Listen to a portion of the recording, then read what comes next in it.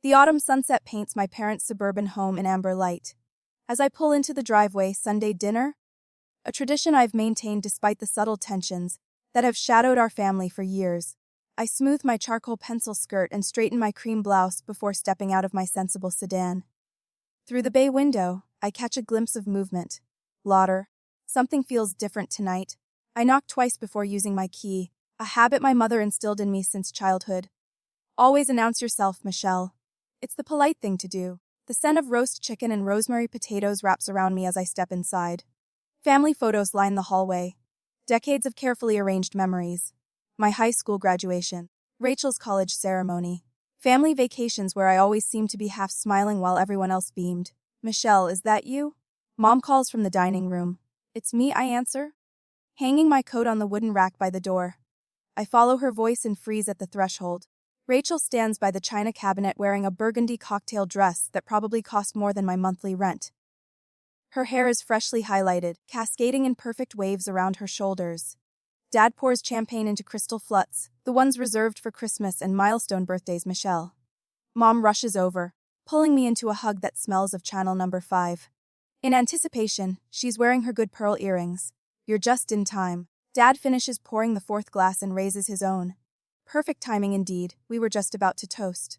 Toast. I accept the champagne, noting how Rachel can barely contain her excitement, practically vibrating as she clutches her glass. What's the occasion? Mom and Dad exchange pleased glances. To Rachel's future. Dad announces, lifting his glass higher. We clink glasses.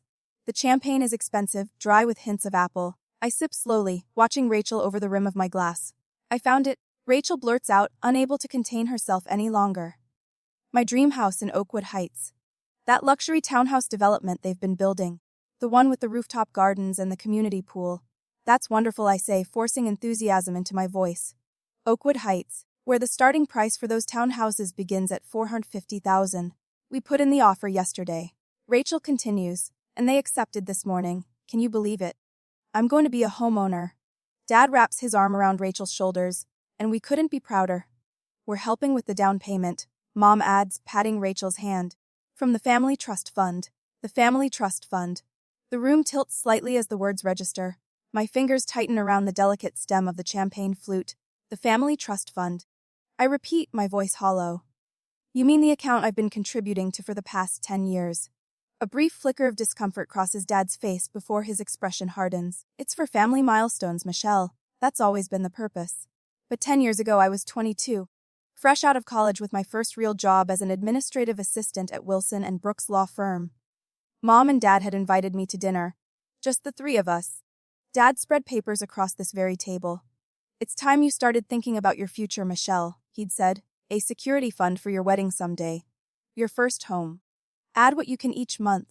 Mom had encouraged. We'll manage it. Contribute too. When the time comes, you'll have a solid foundation. For a decade, I'd transferred $500 monthly from my modest salary. I'd skipped vacations, lived in a tiny apartment with temperamental plumbing, bought second-hand furniture, all while watching that account grow to nearly $60,000. My money, my sacrifice. Let me show you the pictures. Rachel pulls out her phone, swiping through images of granite countertops and cathedral ceilings. This is the main living area, and this is the master bedroom with the walk-in closet. I nod mechanically, my throat tight. It's beautiful. Michelle's always been the responsible one. Dad remarks to no one in particular, she'll understand. This is what family does. Mom gives my arm a dismissive pat. You don't even have a serious boyfriend yet, dear. Rachel's at a different stage of life. Rachel, who spent 3 years finding herself after college while I worked 6 weeks. Rachel, whose car was a graduation gift while I took the bus for years to save money. Rachel, whose European vacation last summer was an educational investment according to our parents. Excuse me. I murmur, setting down my barely touched champagne bathroom. I lock the door behind me, hands trembling as I pull out my phone and open the banking app. The joint account my parents and I established appears on the screen. I tap it, heart pounding. Previous 59,87,243. Current balance zero. Last transaction transfer to external account yesterday. My vision, the bathroom spin. A decade of sacrifice emptied in a single transaction, without so much as a conversation for my sister's dream house. I grip the edge of the sink, knuckles white against the porcelain. Through the door, I hear Rachel's excited chatter about paint colors and furniture delivery. Mom's delighted responses. Dad's proud rumble. In the mirror, I hardly recognized the woman staring back at me. The responsible one, the reliable one, the one who will understand. But I don't understand. And for the first time in my life, I'm not sure I want to. This isn't about money anymore. This is about value, worth, respect. I straighten my shoulders, taking one deep breath, then another. They've made their choice. Now it's time for me to make mine. The bathroom door swings open harder than I intended, the hinges protesting as it bangs against the wall. My parents and Rachel turn in unison. Champagne glasses still raised in celebration. That was my money. My voice comes out steadier than I expect, the words hanging in the sudden silence. Mom laughs lightly, the sound brittle against the tension I've created. It's a family fun, dear. We've always made decisions as a family. Family decisions. The word tastes bitter. Did anyone consult me before emptying an account I've put 60,000 into? Rachel rolls her eyes dramatically.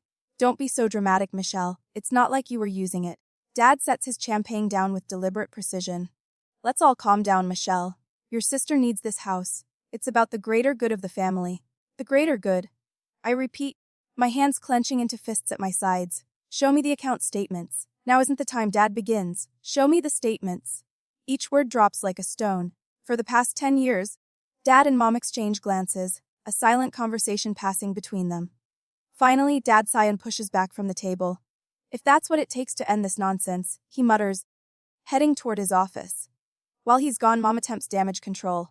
Michelle, I know you're disappointed, but Rachel has found her perfect home. Can't you be happy for your sister? Rachel nods eagerly. You can come over anytime. There's a spare bedroom you could stay in when you visit. The casual generosity of offering me access to a room purchased with my own money makes my stomach twist. Dad returns with a leather portfolio, hesitating before placing it on the table. I reach for it before he can change his mind, flipping it open to reveal neatly organized monthly statements. My fingers trace the columns of numbers, each deposit marked with my name. 10 years of sacrifice laid bare. I flip through month after month, searching for any contribution besides my own. There's nothing here from either of you, I say, looking up. Not one. Dad shifts uncomfortably. We provided the investment strategy, the guidance, I repeat, continuing to turn pages. A notation from 3 years ago catches my eye. What's this withdrawal? The 20,000 in August 2022. Rachel suddenly becomes intensely interested in her champagne. Rachel needed help with graduate school, Mom says smoothly. Just a small loan. I flip more pages, finding other withdrawals in this 12,000 and these 8 smaller withdrawals. Dad clears his throat. The down payment for Rachel's car and some help when she was between jobs. Her European vacation to find herself, I ask, already knowing the answer. Mom reaches for my hand, which I pull away. Michelle, family supports each other. Your sister needed these things. And what about my needs? The question hangs between us. You've always been so capable, Dad says, as if it's a compliment. So independent. So independent because I had to be, I count her. Because every time I needed something, the answer was no. That's not fair, Mom says, her eyes welling with tears. After everything we've done for you. What exactly have you done? The question isn't angry anymore, just genuinely curious. We raised you, Dad says sternly. Put a roof over your head. Food on the table. The bare minimum parents are supposed to do, I reply. Family supports each other. Dad repeats, his jaw tightening. Your sister needs this start in life. And I don't. I close the portfolio, suddenly exhausted. I've supported this family by being the responsible one for 32 years. Rachel scoffs, twirling her champagne stem between manicured fingers. It's just money, Michelle. You can save more. It's not my fault you chose a boring career. The casual cruelty of her words cuts through the last threads of my patience. I stand, gathering my purse and the portfolio of statements. Where are you going in? Mom asks, alarm rising in her voice. I made your favorite dessert, lemon squares. I've lost my appetite. Dad stands too, his authority a familiar weight in the room. Michelle, we expect you to be reasonable about this. The decision has been made. Yes, it has, I agree, turning toward the door, but not by you. This is ridiculous, Rachel says. You're ruining a perfectly good celebration over some money. I pause at the doorway, looking back at the three of them. Dad, stern and immovable. Mom anxiously twisting her napkin. Rachel annoyed at the interruption of her moment. This isn't about money, I tell them quietly. It's about trust. The door closes behind me with a soft click that sounds like the period at the end of a very long sentence. In my car, the portfolio sits heavy on the passenger seat. A decade of broken promises bound in leather. Street lamps flicker on as I drive away from my parents' house, illuminating a path I've never taken before. The responsible daughter has always returned, Always forgiven, always understood. Not tonight. Tonight I'm choosing a different road. That night at my apartment, the bank statements scatter across my coffee table like fallen leaves, numbers and dates that chronicle a decade of my sacrifices. My phone buzzes for the 7th time in an hour. I don't need to look to know it's them. Mom, Dad, or Rachel, each with their own flavor of manipulation. I let it vibrate against the wood until it falls silent. Then I open my laptop and check Rachel's Instagram. They're at Island. A photo of her standing in front of the Oakwood Heights sales office, keys dangling from her manicured fingers. The caption reads, "Dreams come true when you have a generous family. Number blessed, number new homeowner. Number family first." 27 likes already. 3 comments congratulating her on her hard work. My fingers hover over the keyboard. What would happen if I typed the truth? Congratulations on spending my 60,000. Hope the floors don't creak like my apartment that I've lived in for years while saving for my own home. The phone buzzes again. This time I look. Mom, Michelle, please call us. Your father is very upset. We need to talk about your behavior last night. My behavior? As if walking out of Sunday dinner after discovering they emptied my account was some kind of teenage rebellion. The next message arrives before I can set the phone down. Dad, your silence is disappointing but not surprising. The Robinson family handles matters privately. Consider the reputation you're risking with this childish tantrum. The family reputation. Always the family reputation. The third message is from Rachel. You could at least be happy for me. It's not like you were using that money anyway. I toss the phone onto the couch and press my palms against my eyes until I see stars. The voicemail notification chimes. Michelle, it's Mom. I know you're upset, sweetheart. But you're not seeing the bigger picture. Rachel is starting her life with Jordan. They need this home to build their future. You've always been our rock, our responsible one. Please call me back. Your father, Island. Her voice drops to a whisper. He's talking about removing you from the will if you pursue this. Please be reasonable. I delete the message without listening to the rest. 3 more voicemails follow the same pattern. Sweet concern melting into veiled threats. When the knock comes at my door the next evening, I expect to find Mom or Dad standing in the hallway with stern expressions and rehearsed speeches about family duty. Instead, it's Sarah clutching a bottle of wine and a folder. You sounded terrible on the phone, she says, pushing past me into the apartment. I brought reinforcements. Sarah has been my friend since college and now works as a paralegal at Westbrook and Associates. Her practical nature and legal knowledge have saved me from several bad decisions over the years. I accept the wine, but eye the folder warily. What's that information? She pulls out a corkscrew from my kitchen drawer, already familiar with my apartment's layout. You said they emptied a joint account that you've been funding for 10 years, right? Without your knowledge or consent. The wine splashes into 2 glasses, deep red against clear crystal. The only fine thing I own, a graduation gift from Aunt Meredith. Yes, almost 60 zlozerd. My voice sounds hollow even to my own ears. But it was a family account, that's what they keep saying. Sarah takes a long sip before answering. That's not just unfair, Beth. It might be illegal. The word feels foreign in my mouth when applied to my parents, but their names were on the account too. Joint account doesn't automatically mean communal funds, especially if there's a paper trail showing you were the only one contributing. She slides the folder toward me. You should talk to Thomas Wilson at our firm. He specializes in financial disputes, including family matters. I thumb through the pages. As she's brought printouts about financial misappropriation, joint account laws, and fiduciary responsibility, terms that feel too cold and clinical to apply to Sunday dinners in childhood bedrooms. I can't sue my family, Sarah. You can't let them steal from you either. The word steal lands like a slap. I've been avoiding that term, even in my thoughts.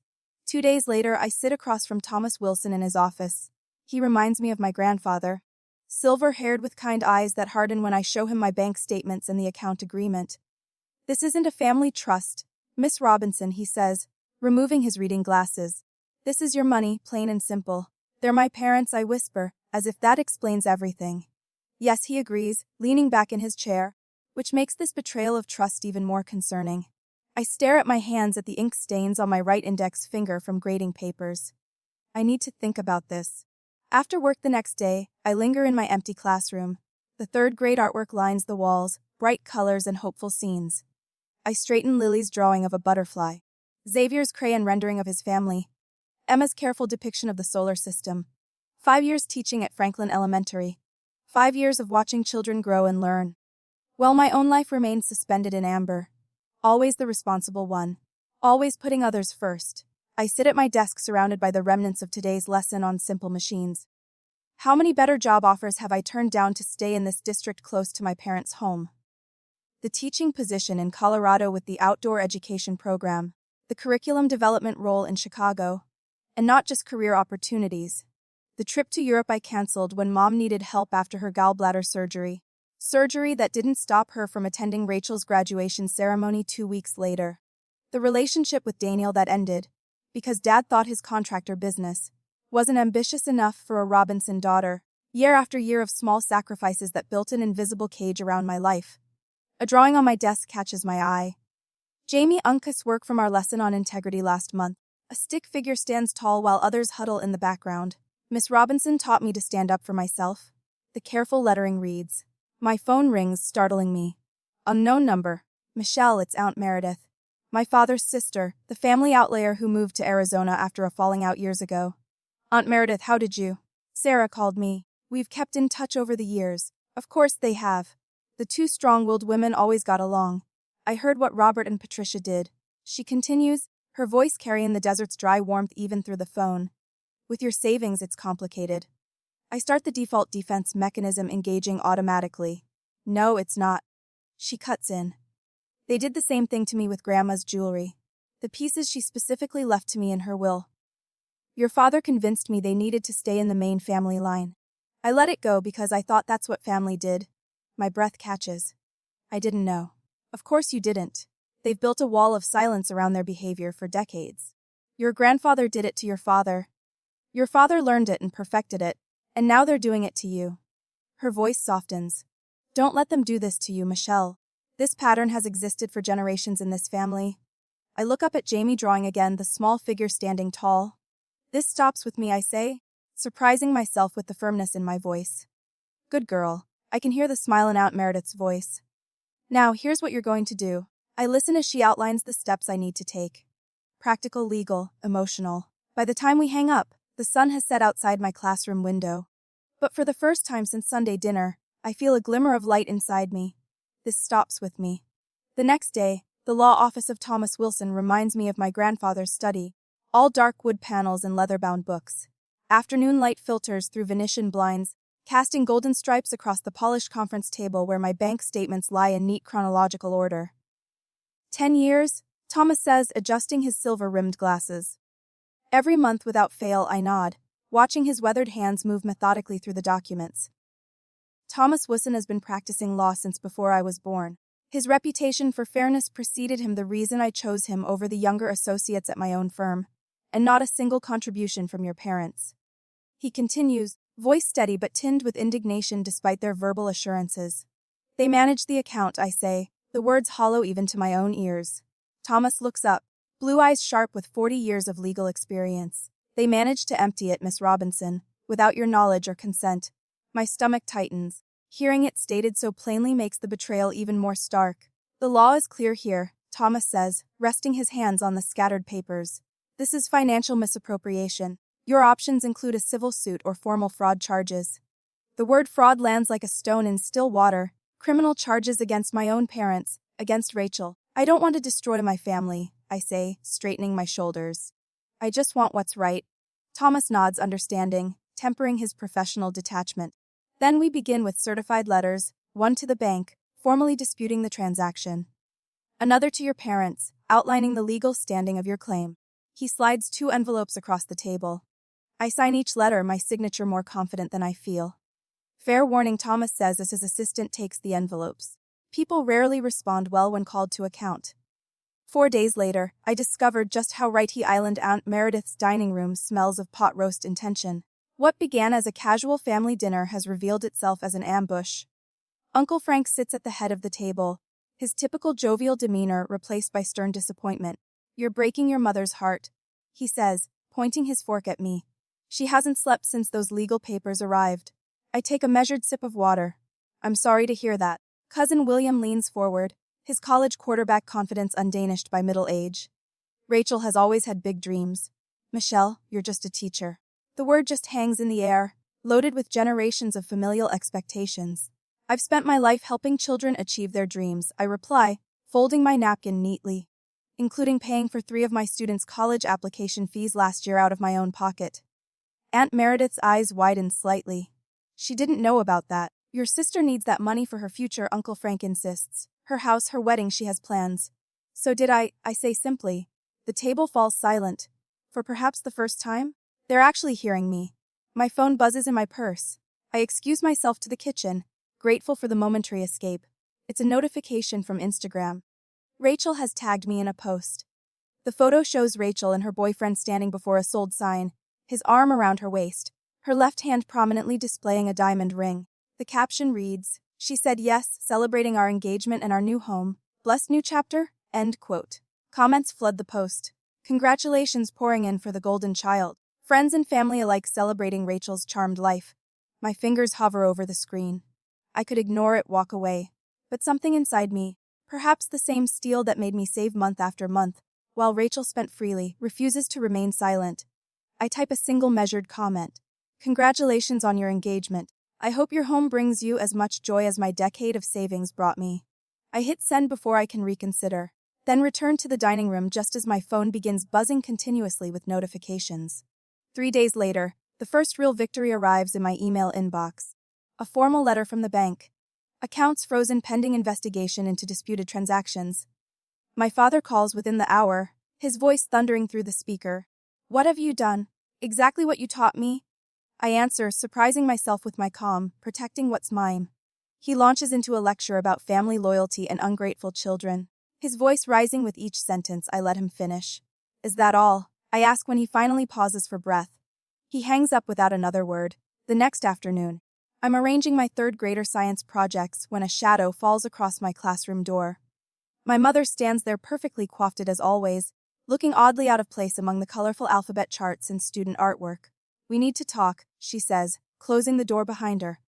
We're Unk's family. Can't we handle this privately? I continue straightening the display, aligning Mason's volcano with Sophia's solar system model. We could have, I say, finally turning to face her 10 years ago or last month or even at dinner. But not anymore. She steps closer, voice dropping to a whisper, though no one else is around. Do you know what this is doing to your father? To Rachel's wedding plans? I think of decade-old promises. Of bus rides in the rain while Rachel drove her graduation gift car. Of my tiny apartment with its temperamental plumbing. Yes, I say, meeting her gaze directly. I know exactly what this is doing. The same thing you've been doing to me for years. For the first time in my life, my mother looks at me, really looks at me, and I wonder if she's finally seeing the woman I've become, rather than the compliant daughter she expected me to remain. A week later, the walnut conference table gleams under recessed lighting as I take my seat beside Thomas Wilson. His silver hair catches the light, and the reassuring weight of his legal experience settles around me like armor. Across from us sit my parents and Rachel, a perfect tableau of familial disappointment. Dad's jaw works back and forth. He hasn't looked directly at me since entering the room. Mom's hands twist a tissue into shreds, her pearl bracelet clicking against the table with each nervous movement. Rachel stares at her phone, scrolling through pictures of granite countertops and walk, in closets she now realizes might slip through her fingers. Let's begin, Thomas says, his voice carrying the quiet authority of 40 years in law. He places a leather portfolio on the table and opens it with deliberate care. Dad's hand slams down. This is ridiculous. We're family, not adversaries. Michelle, I raised you better than this, did you? The words slip out before I can stop them. Quiet but razor sharp. Mom dabs at dry eyes. You're tearing this family apart over money. Money after everything we've done for you. Thomas clears his throat. Mrs. Robinson. With respect, let's focus on the facts. He slides printed bank statements across the polished surface. These records show a decade of monthly deposits from Michelle's account. The $500 each month for 10 years. Rachel finally looks up, color draining from her face as she sees the columns of numbers. Plus, Thomas continues, statements showing 0 contributions from Robert or Ellen Robinson throughout this period. Dad's face reens. We manage the account. That's a contribution. Mismanaged would be more accurate. Thomas replies, his tone unchanged. Under state law, this constitutes financial misappropriation, the transfer of funds without proper authorization. We didn't need authorization, Dad interrupts. It's a family fund. That's not what the paperwork indicates, Thomas says, tapping another document. The account was established in Michelle's name with you as co-signatories, not as a discretionary family trust. Mom leans toward Dad, whispering urgently. His expression shifts from defiance to calculation. Rachel pushes back from the table. You promised me that house. I've already told everyone. I've already picked out furniture. The Rachel mom says, her tone sharp for the first time. No, Rachel's voice rises. This is humiliating. What am I supposed to tell Jason? That we can't afford the house because my sister is being selfish. Selfish. The word hangs in the air between us. I lived in an apartment with broken heating for 3 winters to save that money. Dad and Mom exchange glances. Some silent communication passes between them. The language of a 35-year marriage that's always excluded me. Dad straightens his tie and leans forward. Let's be reasonable. Michelle, we're willing to compromise. We'll split the money 3 ways, fair for everyone. Thomas starts to speak, but I touch his arm. This moment belongs to me. No, the single syllable falls like a stone in still water. It was never yours to split. Dad's face hardens. Is this how you repay us for everything? Your mother and I gave you every advantage, did you? I place my palms flat on the table. You gave Rachel a car for graduation.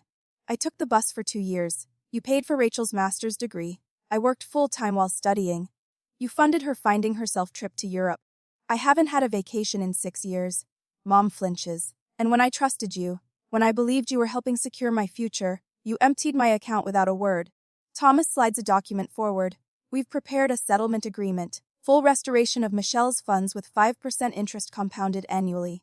This is quite generous considering we could pursue damages. Dad stares at the paper as if it might bite him. You would sue your own parents. I would protect what's mine, I answer. Just like you taught me. The room falls silent except for the soft whir of the air conditioning. Rachel's phone pings with a notification, but she doesn't check it. Mom whispers something to Dad. He nods curtly, then reaches for the pen Thomas offers. His hand trembles slightly as he signs his name, the black ink a stark contrast against the white page. Mom signs next, her signature flowing and elegant, never once raising her eyes to meet mine. Rachel stands abruptly, chair scraping against hardwood. This is so typical. Perfect, Michelle gets her way again. I've already told everyone about the house. That's not my problem, I say, surprised by the steadiness in my voice. Family helps family, Mom says weakly. That's what we've always believed. This was never about the money. I take the signed agreement Thomas passes to me. It was about respect. Rachel storms out, the door closing with a heavy thud behind her. Mom follows after giving me one last disappointed look. Dad lingers, his authority diminished in the wake of legal consequences. I hope you're satisfied, he says finally. I study his face, the features I've always searched for in my own reflection. I'm not satisfied, Dad. I'm just finally standing up for myself. He leaves without another word. Thomas gathers his documents, tucking them neatly into his briefcase. The bank will process the transfer by tomorrow afternoon. Would you like me to have them prepare a cashier's check? Yes, I say, feeling lighter than I have in years. Thank you. The next day I hold the check in my hands. The 62,865.17, 10 years of my life quantified in dollars and cents. I drive to Westside Elementary where I've taught 3rd grade for 6 years. In the administrative office, I write a check for $5,000 into the school's scholarship fund. Principal Alvarez asks what prompted such generosity. An inheritance, I say. For myself. That afternoon, a realtor named Janet shows me through a small cottage on Maple Street. It's nothing like Rachel's luxury townhouse. Just 2 bedrooms with worn hardwood floors and a kitchen that needs updating. But the backyard has an ancient oak tree and sunshine streams through windows that face east. It's quiet, Janet says apologetically. Some people prefer more activity. I walk through empty rooms, my footsteps echoing against bare walls. In each space, I see possibilities: unfolding bookshelves filled with novels, a comfortable sofa for Sunday mornings, a dining table where friends will gather. For the first time, I imagine a future entirely of my own design. That evening, I call Aunt Meredith. When she answers, I can hear her television in the background, her favorite game show. I found my home, I tell her. Your home or a house? She asks, always precise with language. I smile into the phone. Both. The morning sun warms my back as I kneel in the freshly tilled soil, planting purple cone flowers along the stone path. 1 year has transformed this overgrown yard into something alive with possibility. Aunt Meredith works beside me, her gardening gloves caked with earth, her silver hair caught in the spring breeze.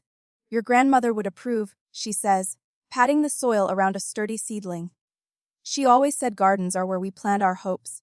I smile, remembering the woman who taught me patience long before I understood its value. I think I finally understand what she meant. My cottage stands behind us. No longer the neglected foreclosure I purchased with my reclaimed savings. The pale yellow paint brightens the weathered siding and window boxes burst with geraniums. It's modest, nothing like Rachel's luxury townhouse, but entirely mine. Inside, photographs line the mantel above the small fireplace. My fifth-grade class performing their science play. Sarah and me hiking in the Blue Ridge Mountains. Aunt Meredith and I at the closing holding up my house keys. No recent family portraits grace these walls, an absence that occasionally aches but no longer defines me. Hand me that watering can, would you? Aunt Meredith asks, interrupting my thoughts. As I pass it to her, movement at the garden gate catches my eye. My mother stands there, uncertainty written across her face. She clutches her purse with both hands, looking smaller somehow. Diminished without my father beside her, Michelle, she says, using my childhood nickname for the first time since our confrontation. Your flowers are beautiful. Aunt Meredith glances between us, then tactfully murmurs something about checking on her strawberry tarts in the oven. She squeezes my shoulder as she passes, a silent reassurance. Thank you, I reply, rising slowly, brushing soil from my jeans. Would you like to come in? Mother hesitates at the threshold as if crossing into my space requires permission she's unsure she deserves. I didn't bring anything. I should have brought something. It's all right. She takes 3 careful steps into the garden, then stops. I've been thinking about what happened, what we did. Her voice wavers. I didn't see what we were doing to you. Not really. I told myself we were just being practical. The admission hangs between us. Inadequate yet monumental. A year ago, I would have demanded more, a complete accounting of every inequity. Now I recognize the courage this small acknowledgement requires. I'm glad you see it now, I say simply. She nods, blinking rapidly. Your father still doesn't understand. He says you abandoned the family. I didn't abandon anyone. I just stopped abandoning myself. A robin lands on the bird bath, splashing briefly before taking flight again. We both watch it go. Would you like some tea? I offer. It's not forgiveness, not yet, but it's an opening, a small crack in the wall between us. Later that evening, my small dining table holds a gathering unlike any my family ever hosted. Aunt Meredith passes a platter of roasted vegetables to Sarah, while Thomas Wilson, my silver-haired attorney, tells a story that has everyone laughing. My colleague Jack raises his glass in a spontaneous toast. To building our own definitions of family, he announces. As twilight deepens, I settle onto my porch swing with my journal. The evening breeze carries the scent of lilacs as I write the simple truth that took 32 years to discover. The most valuable thing I've gained isn't this house. It's the knowledge that I matter too. I look up as the last light fades, watching fireflies begin their evening dance above my garden. For the first time in my life, I am perfectly at peace in my own.